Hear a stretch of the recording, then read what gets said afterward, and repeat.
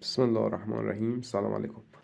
قبل اینکه بریم طرح اولیه رو بهتون نشون بدم، گفتم که نشونتون بدم که حتما نمودار موجودیت روابط و نمودار جریان کاربری ما به چه نحو کاملتر شد. این نمودار موجودیت روابط ما که همونجور که نگاه میکنید یک نمره روانشناسی بخش کاربر اضافه شده و یک آزمون پیش رو به دوره اضافه شده، چون آزمون و سوالات و کل درسنامه اینا رو همه رو قرار AI جنریت کنه دیگه. الان چیز خیلی خاصی نداره و من فقط واجب دونستم که این دوتا موجودیت رو تبدیل کنم به دوتا صفت برای دوره و کاربر.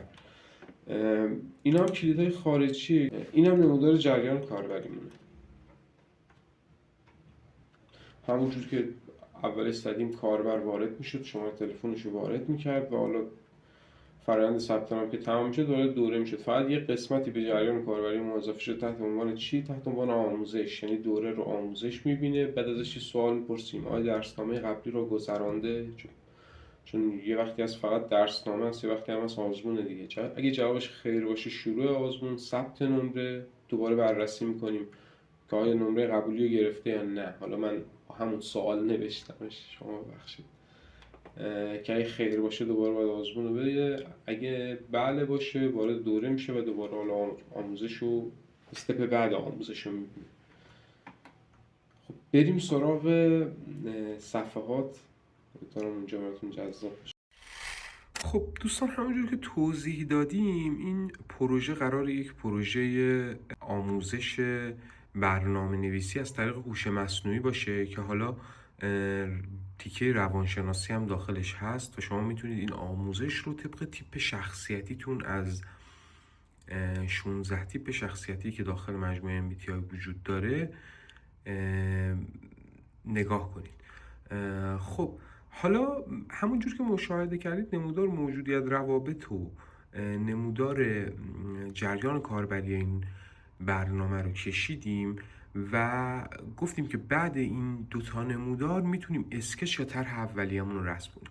طرح اولیه که الان روبروتون هست و میتونید ببینید طرح اولیه این برنامه است. البته تو قسمتی که شما داخل برنامه ثبت نام کردید و میخواید شروع به آموزش دیدن بکنید، اینجا شما از حداقلی ها شروع کردید، یعنی ثبت نامتون رو انجام دادید و حالا میخواید برید سمت دیدن آموزش. خب ما اول برای اینکه برنامه رابط کاربری آسانتر و یوزر فرندلی تری داشته باشه در قالب برنامه موبایل، انتخاب کردیم که برنامه رو موبایل بیس دیزاین کنیم و اسکچی که از طرح در نظر گرفتیم داخل صفحات موبایل طراحی شده. خب این جریان کاربری چجوری آغاز میشه؟ این جریان کاربری با وارد کردن مشخصات و دریافت یه سری اطلاعات از کاربر آغاز میشه. چه شکلی؟ طرف کاربر نام و نام خانوادگی و شماره تلفن رو وارد میکنه. در مرحله دوم دوره‌ای که میخواد ببینه رو وارد میکنه. در مرحله سوم نوع حساب کاربریش رو انتخاب میکنه و در مرحله چهارم شماره‌ای که وارد کرده رو راستی آزمایی میکنه و یک کد تاییدی به گوشیش SMS میشه. طبق صحبت‌هایی که ما با کارفرما داشتیم به این نتیجه رسیدیم که 1 ماه اول استفاده از برنامه فری و رایگانه. رو همین حساب سکشن 3 یا استیت 3 از برنامه به صورت کامل حذف میشه و فقط اطلاعات کاربر و دوره‌ای که میخواد ببینه رو با کد تایید وارد میکنه، وارد برنامه میشه. این قسمت خیلی خوبیه برای اینکه اگه نیاز داریم تجربه کاربری رو، سوالاتی در رابطه با تجربه کاربری از کاربر بپرسیم، مثل اینکه از چه طریقی آشنا شده با سایت ما و از این قبیل سوالها تو این قسمت میتونیم جا بدیم و بعد از اتمام ثبت نام وارد صفحه منو میشه کاربر. صفحه منو به چه طریقه؟ به این طریقه که بالای صفحه طرف شماره و درصد XP تا لول بعدیش رو میبینه، همینطور منوی برنامه رو میتونه واکنه. دوره ها رو بهش نمایش میدیم، این که داره الان چه دوره هایی انتخاب کرده. فرضاً دوره پایتون و سی پلاس پلاس رو انتخاب کرده که گزینه ادیت هم آخرش هست که اگه دلش خواست دوره رو حذف کنه یا بذاره. و در قسمت دوم اینکه دقیقاً کجای دوره قرار داره، فصل دوم قسمت 1، که ما برای اینکه تعداد قسمت ها خیلی بالا میشد و نشون دادن این رودمپ و این مراحل برای کاربر خیلی سخت بود، به این نتیجه رسیدیم که قسمت قبل و قسمت بعد و همین قسمتی که باید ببینه رو فقط بهش نشون بدیم، در صورتی که چی توسط این دکمه اکسپند کنه. اول قرار بود اسکرول این قسمت از بالا به پایین باشه، ما در نظر گرفتیم که از چپ به راست باشه و بتونه خیلی راحت‌تر به قسمت‌هایی که دیده و قسمت‌هایی که ندیده دسترسی پیدا کنه بدون اینکه فضای زیادی از صفحه رو بگیریم. قسمتی که ما فراموش کرده بودیم برای اضافه کردن اینه که درسته که طرف میتونه فصل و قسمت رو ببینه، اما چند درصد از دوره پیش رفته و این یک پروموشنی از دوره هست که اگه دقت کنید اشاره هم شده که باید جابجاشن این دوتا قسمت با هم دیگه و اول کاربر این قسمت رو ببینه که بتونه دسترسی سریعتری به دوره داشته باشه و در آخر هم آزمون روانشناسی که در صورت این که کاربر آزمون روانشناسی نداده باشه این پروموشن رو میبینه. خب حالا این جریان کاربری دوستان تو بعد گذشتن از این مرحله وارد چه مرحله میشه؟ وارد مرحله درسنامه میشه. متنی هست و یا چی یا تشکیل شده از تصاویر و ویدیوهایی که بعد دیدن درسنامه و کلیک کردن رو کال تو اکشن ادامه به صفحه بعد منتقل میشه. صفحه بعد چیه؟ صفحه بعد صفحه آزمونه که اگه دقت کنید انواع سوال‌ها در نظر گرفته شده. میتونه بعدی یا قبلی بره، یعنی سوال بعد یا سوال قبل رو بتونه ببینه. متن سوال رو در قسمت بالا میبینه. انواع سوال به 3 قسمت تقسیم شده.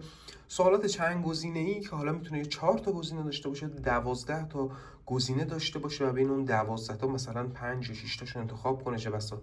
سوال تشریحی و سوال اتصالی که گزینه‌های شماره 1 رو با جواب‌های شماره 1 و 2 اتصال میده. و در قسمت پایینی تیکه این نقطه شینی که میبینید و پایینش 2:39 دقیقه زمان آزمون و تعداد سوالهایی که جلو اومده است. حالا با کلیک کردن رو کال تو اکشن عملیات ادامه پیدا میکنه و ما وارد 2 تا صفحه میشیم. خب حالا اینجا چرا 2 تا صفحه هست؟ شاید سوال بشه براتون واقعا چرا 2 تا صفحه شد؟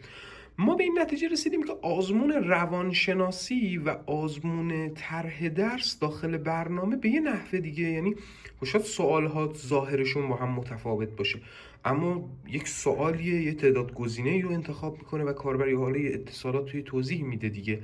پس صفحه آزمون روانشناسی و آزمون درسنامه از لحاظ محتوایی و داده‌ای دقیقا توی یه لولن و هیچ تفاوتی با هم ندارن، اما جواب این دوتا آزمون با هم دیگه متفاوته.